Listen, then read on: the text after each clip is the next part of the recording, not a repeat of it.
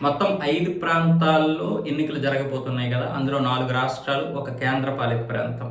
పశ్చిమ బెంగాల్, తమిళనాడు, కేరళ, అస్సాం ఇవి రాష్ట్రాలు. పుదుచ్చేరి వచ్చేసి కేంద్రపాలిత ప్రాంతం. వీటికి ఒక నెల ముందు రోజులే ఎన్నికలు జరిగే అవకాశాలు ఉన్నాయి. ఎందుకంటే పశ్చిమ బెంగాల్ మే 7న 5 సంవత్సరాలు పూర్తవుతాయి. అలాగే తమిళనాడు జూన్లో పూర్తవుతుంది. కేరళ కూడా అంతే, అస్సాం కూడా అంతే.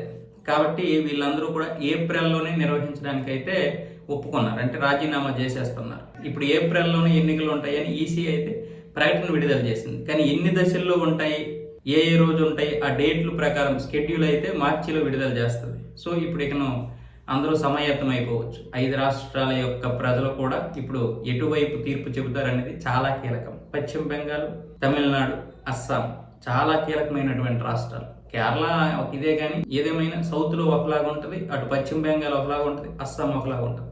ఈ అస్సాం, పశ్చిమ బెంగాల్ విపరీతమైనటువంటి రోహింగ్యాలతో తీవ్రమైనటువంటి ఒక ప్రమాదకరమైనటువంటి పరిస్థితుల్లో ఉన్నాయి. మరి ఆ 2 రాష్ట్రాల తీర్పులు ఒకలాగా ఉంటాయి, అవి ఎలాగ ఉంటాయో చెప్పలేము. కానీ పశ్చిమ బెంగాల్ దంతా ఒక రకం, అస్సాం దంతా ఒక రకం.